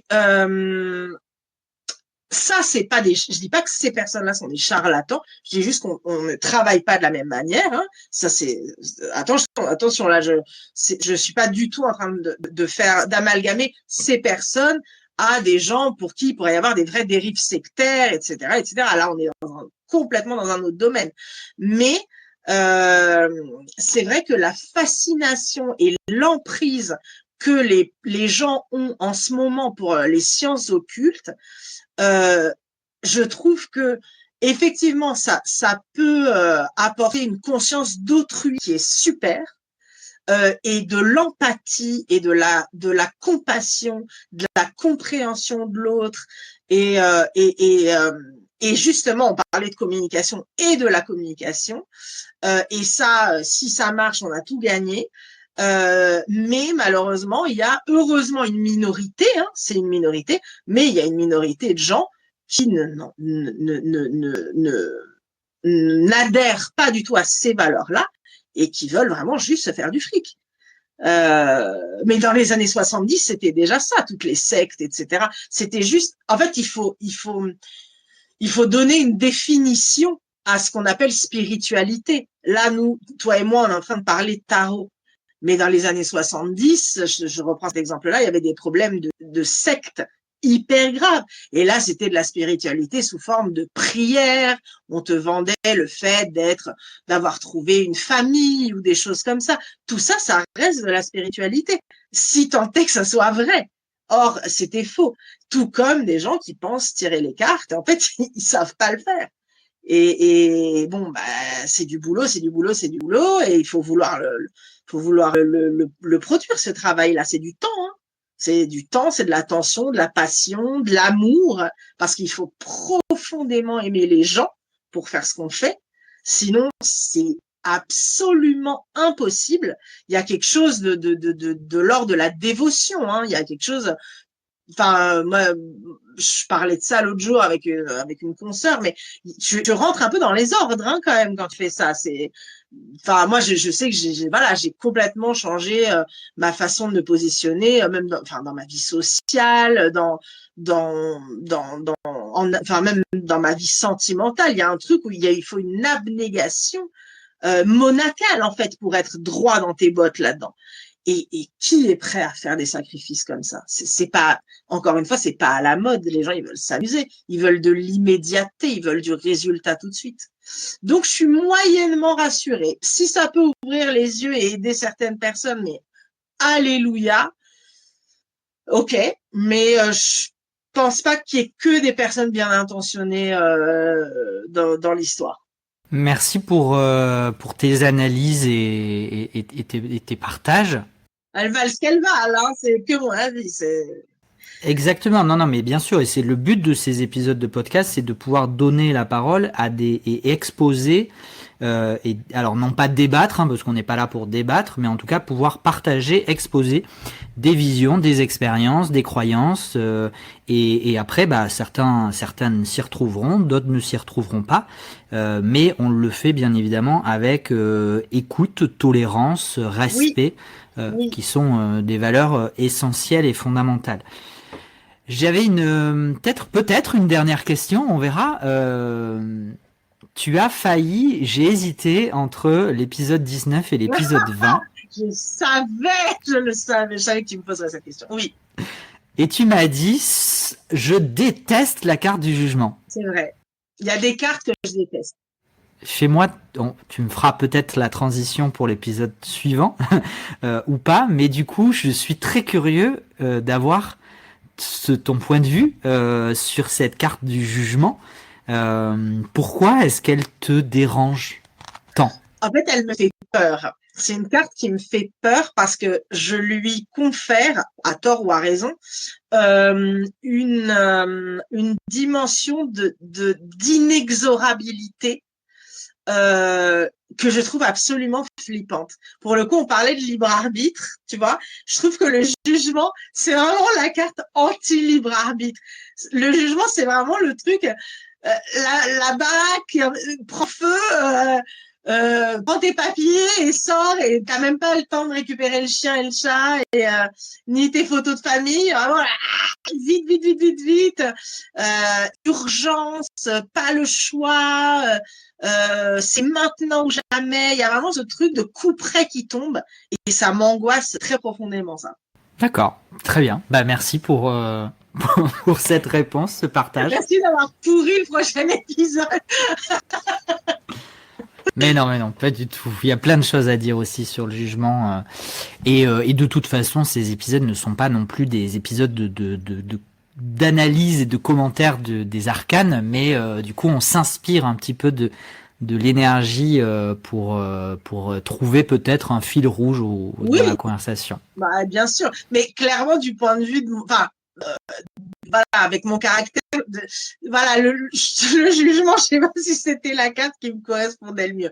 Donc, j'avoue, je suis assez contente de l'avoir échappé d'elle et d'avoir eu le soleil parce que ça aurait été un peu une angoisse pour moi. Le jugement, ça m'oppresse un peu.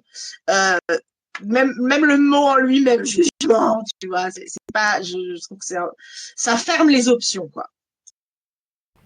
Effectivement, je comprends. Est-ce qu'il y a un sujet, quelque chose que j'aurais oublié d'aborder ou une question que j'aurais oublié de te poser? Non, je pense pas. De toute façon, tu es un excellent intervieweur, hein, bien évidemment, donc je me permettrai pas de te reprendre là-dessus. Il y a peut-être un Tu peux. truc. Non, il y a peut-être un truc dont, tu sais, quand tu m'as posé la question de tarot psychologique ou alors thérapeutique, etc., et qu'on a parlé d'introspection, parce qu'au final, c'est juste ça, c'est de l'introspection. Et que tu m'as demandé si moi-même je me tirais les cartes. Et donc j'ai dit non, le biais cognitif, etc., etc. Je pense que, en fait, quand on fait du tarot introspectif, on va dire introspectif pour regrouper aussi bien psychologique que thérapeutique, etc. On va dire du tarot introspectif. En fait, c'est un truc qui te fait te replier sur toi. L'introspection, qu'est-ce que c'est? Vraiment à la base des bases au départ. Qu'est-ce que c'est? C'est la recherche de soi, en fait. C'est une quête de soi. Et beaucoup de monde pense qu'on se connaîtra si on regarde à l'intérieur de nous. Moi, je suis pas d'accord avec ça. Et alors là, c'est peut-être plus la coach qui parle, mais au contraire, je pense que la meilleure façon de se connaître, c'est de prendre du recul et de s'observer de l'extérieur. Et en fait, l'introspection, quand je vois tout ce qui est développement personnel, les livres de développement personnel et tout, plein de gens utilisent les cartes pour le développement personnel. Il n'y a rien de plus impersonnel que les accords Toltec ou les 5 blessures de l'âme, encore une fois, avec tout le respect pour les gens qui utilisent ça comme levier, comme biais. C'est juste qu'il n'y a rien de plus impersonnel que ça. En revanche, si tu t'extirpes de toi-même et que tu te regardes de l'extérieur comme tu observerais le monde ou ton pote ou ta pote, c'est là où tu vas commencer à vraiment te connaître. C'est si tu te regardes du dehors. Et donc, en fait, c'est pour ça que je trouve que les auto-tirages à but introspectif, je trouve qu'en fait, ils sont contre-productifs parce que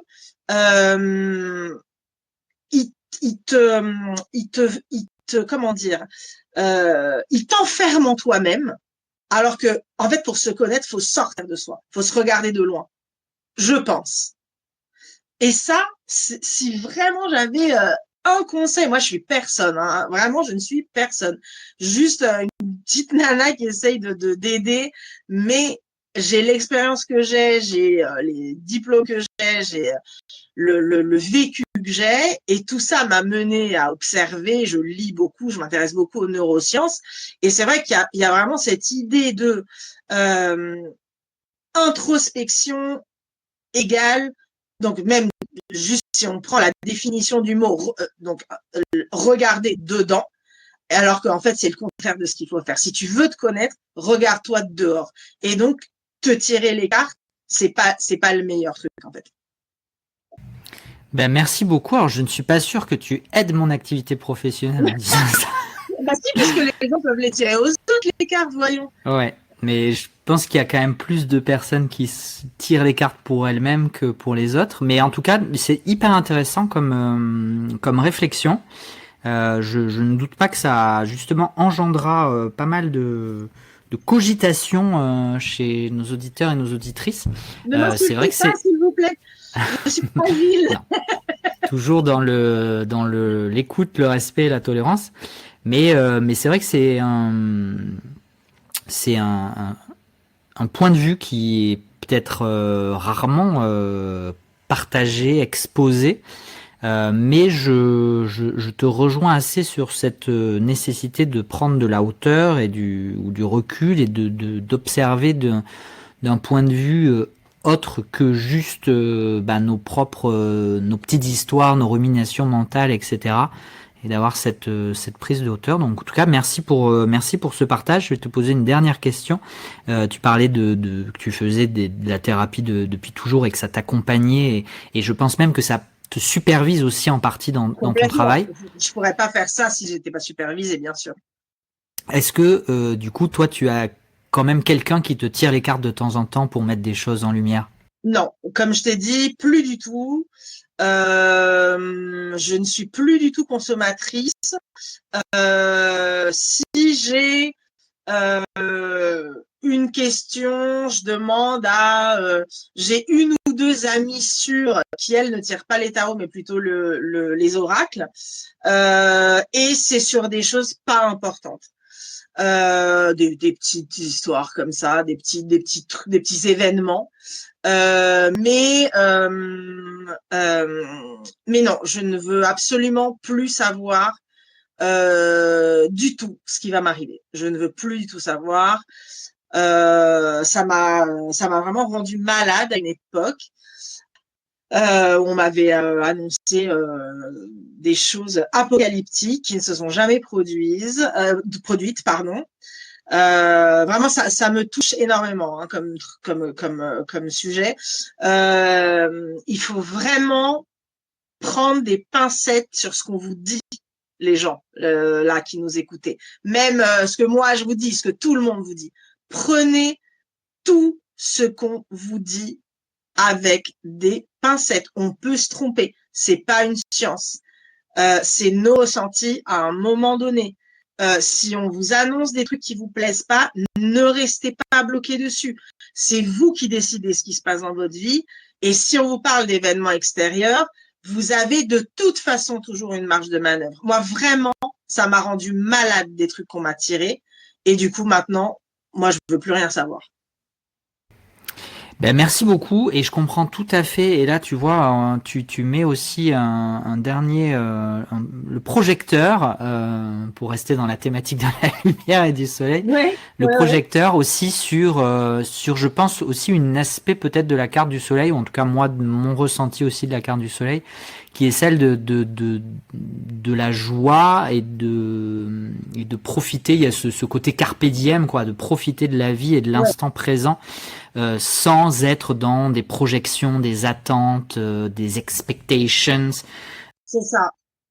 Et ça, effectivement, il y a le risque avec les tirages d'une certaine forme de conditionnement ou de créer des attentes ou de créer des projections et du coup de perdre un petit peu c'est vraiment cet instant présent, cette présence ici et maintenant. Ton soleil, si les circonstances ne sont pas rassemblées pour qu'il existe, crée-le toi. Crée-le toi. Enfin, en fait, le soleil, ça peut être tout et n'importe quoi. Ça peut être une belle histoire d'amour. Ça peut aussi être regarder ta série préférée en mangeant ton plat préféré. Ça, c'est le soleil aussi. C'est pas juste une carrière flamboyante. C'est pas être blindé. C'est pas le soleil, c'est littéralement je vais marcher avec mon chien que j'aime trop parce que je sais que ça lui fait plaisir et il fait beau et donc je profite de ça, c'est le soleil aussi. En fait, tout peut être le soleil si toi tu mets ton intention dedans. Et encore une fois, ça dépend aussi énormément du taux vibratoire. Tes vibrations, c'est ça qui fait le soleil. Parce que parfois, on peut tout avoir et on se dit, ah ben voilà, j'ai littéralement le soleil, mais je suis en dépression. Moi, j'ai plein de gens qui me disent, mais j'ai tout. Pourquoi je vais mal? Ça, je crois que c'est une des questions qui revient le plus souvent. J'ai tout. J'ai un mari qui m'aime, des enfants en bonne santé, le travail de mes rêves et pourtant je suis en dépression. Qu'est-ce que j'ai? Et là, on regarde ensemble. Mais c'est ça le truc. Le soleil, c'est si tu veux et c'est toi qui te le fabrique en fait. Ben merci beaucoup. Je pense que c'est le message de fin de cet épisode. On est resté dans nos 2 heures, on est à 1h45 quasiment. Très surprenant, hein, nous connaissons, très surprenant. Petite conclusion. Non mais écoute, moi j'ai passé un très bon moment, c'était passionnant, pertinent. Donc j'espère que ça plaira à nos auditeurs, auditrices, ou en tout cas que ça apportera peut-être de l'eau au moulin des réflexions et de chacun et chacune. Et donc, Martine, on peut te retrouver encore pour le moment sur Instagram. Oui, non, j'y suis. Je me fais un peu plus rare, mais c'est par là qu'on peut me contacter, oui. Et pas de site internet, pas de juste Instagram. C'est Ouais, les tarots de Martine avec des tirets bas entre chaque mot. Non, pas encore de site internet. Ça va beaucoup. J'ai la chance d'avoir le bouche à oreille qui fonctionne énormément, donc je ne suis pas très. Je suis années 70, les gars. Je l'ai dit, hein. Moi, j'utilise pas beaucoup d'outils numériques, non. bon. En même temps, il y a pas forcément besoin, donc c'est très bien comme ça. En tout cas, merci d'avoir accepté cette très longue invitation parce qu'elle date de au moins l'année dernière. Quelques années. Ouais, merci à toi de m'avoir reçu. Merci beaucoup. Je suis très émue je suis très émue d'avoir fait ça parce que enfin bref, je pense au tout début et je suis, pardon pour cette remarque un peu personnelle, mais je suis très fière de toi. Je suis très fière de participer aujourd'hui à ce podcast et je suis très fière de tout ce que tu as réussi à construire quand on pense à où tu en étais et à où tu en es maintenant. Tu as bâti un empire et je pense qu'on est plusieurs à t'avoir suivi depuis tout ce temps-là. Et je pense parler au nom de plusieurs personnes. Et bravo et merci pour ce que tu fais. Ben merci beaucoup, ça me touche énormément et effectivement que de chemin parcouru. Et tu as su être là, être présente aussi sur ce chemin. Donc moi, ça me tenait aussi à cœur que tu fasses partie de cette aventure et de cette au moins première saison de Voyage en Cartothèque. Donc on a mis le temps, mais on y est arrivé et ça me réjouit. Donc merci encore. Tout arrive à point. Exact. Merci à toutes celles et ceux qui auront pris plaisir, je l'espère, à écouter ce nouvel épisode. Et puis, bah, moi, je vous retrouve très rapidement, j'espère, pour un 20e épisode, puis qui sera l'avant-dernier de cette série. Merci encore, Martine. À très bientôt. Et à bientôt à toutes et tous. Prenez soin de vous. Ciao. Au revoir.